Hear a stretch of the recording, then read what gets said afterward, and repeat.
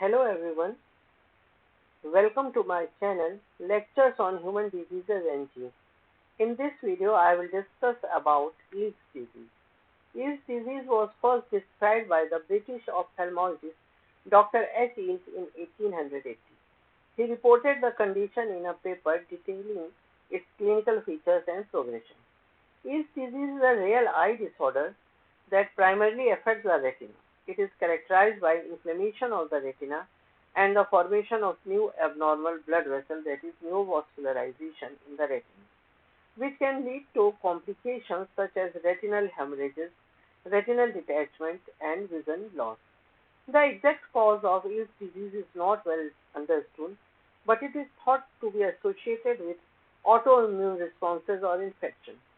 The disease can lead to significant visual impairment if not managed appropriately, and treatment often involves addressing the retinal changes with techniques such as laser therapy. Eales disease is relatively rare and its prevalence can vary by region and population. It is most commonly reported in certain areas, including parts of India, the Middle East, and Africa. The disease tends to affect young adults, particularly males, and its exact prevalence is not well documented globally. The symptoms of Eales disease can vary depending on the stage and severity of the condition. Eales disease symptoms in the eye include painless floaters, specks, cobwebs. Symptoms can appear in one or both eyes, though the disease is often bilateral. Blurred vision or decreased visual acuity is a common symptom, often linked to vitreous hemorrhage or inflammation. Patient may also experience photopsia, that is flashing light.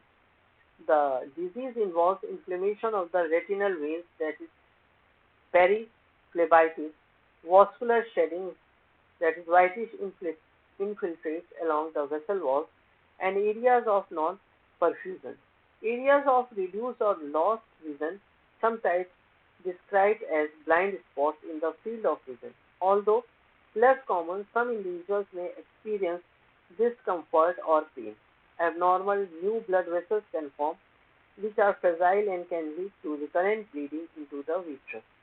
Fragile new blood vessels or scarring can cause the retina to detach. As the disease advances, it can lead to complications such as chronic retinal detachment, neovascular glaucoma, macular edema, or optic atrophy, resulting in severe or permanent vision loss.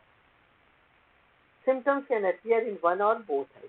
The genetic basis of Eales disease is not yet fully understood, but research suggests that genetic factors may also play a role in its development. Some genes that have been studied in relation to Eales disease include human leukocyte antigen, tumor necrosis factor, interleukin 10, and vascular endothelial growth factor genes, etc.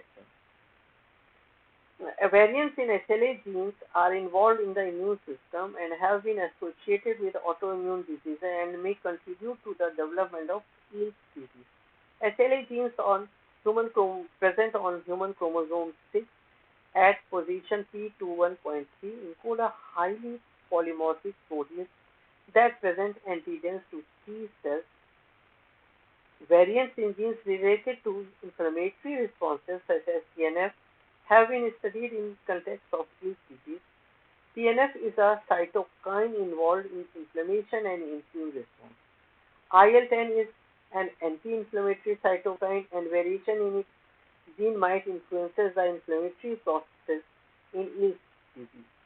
The human TNF gene is located on chromosome 6 at P21.3 position, encodes a type 2 transmembrane protein, which is processed to form either a soluble homotrimer or a membrane-bound form. Each monomer of the TNF primer has a characteristic beta sandwich or jelly roll fold with two antiparallel beta platelet sheets, and three monomers associate to form a stable bell-shaped trimer. IL-10 gene is located on chromosome 1 and is composed of 5 exons and 4 neutrons, spanning approximately 5.2 kilobases of the DNA. This gene encodes the IL-10 protein, a key immunoregulatory cytokine that forms a V-shaped non-covalent homodimer. Vascular endothelial growth factor gene, although not directly proven to related pathway, are involved in the pathological neovascularization seen in Eales disease. Genetic research is ongoing to better understand the role of these and other genes in Eales disease. Identifying specific genetic factors may help in understanding the disease pathogenesis and developing targeted therapy. Diagnostic of Eales disease typically involves a combination of clinical examination and specialized tests. The process may include medical history and symptoms review, fundoscopy, fluorescein angiography, optical coherence tomography, visual field testing, and blood tests. Medical history and symptoms review is done by ophthalmologists who will start by asking about symptoms, their duration, and any relevant medical history. A detailed examination of the retina using a fundoscope or indirect ophthalmoscope to look the sign of retinal changes such as neovascularization, hemorrhages, and retinal detachment. Fluorescein angiography technique involves injecting a fluorescence dye into a vein and taking photographs of the retina as the dye passes through the blood vessels. It helps visualize the blood vessels in the retina and detect abnormal new vessels or leaks. Optical coherence tomography provides cross-sectional images of the retina, allowing the ophthalmologist to assess the retinal layers and detect swelling or other changes. Visual field test measures the complete field of vision and help identify any area of vision loss. Although not always necessary, blood tests may be performed to rule out other systemic conditions or infections that could be related to the retinal changes, like blood sugar levels testing used to rule out diabetes, neuroretinopathy. The treatment of Eales disease focuses on managing symptoms, preventing complications, and addressing retinal changes. The approach may include laser therapy, anti-VEGF therapy, vitrectomy, and use of corticosteroids. Laser photocoagulation is commonly used to treat retinal neovascularization. The laser can help see leaking blood vessels and reduce the risk of further retinal damage. Intravitreal injection of antivascular endothelial growth factor medications can help to reduce abnormal blood vessel growth and leakage. These injections are often used for severe cases with significant retinal edema. In cases with significant inflammation, corticosteroids might be prescribed to reduce inflammation and swelling in the retina. Early diagnosis and interventions are important to prevent significant vision loss and improve outcomes. This is all about Eales disease.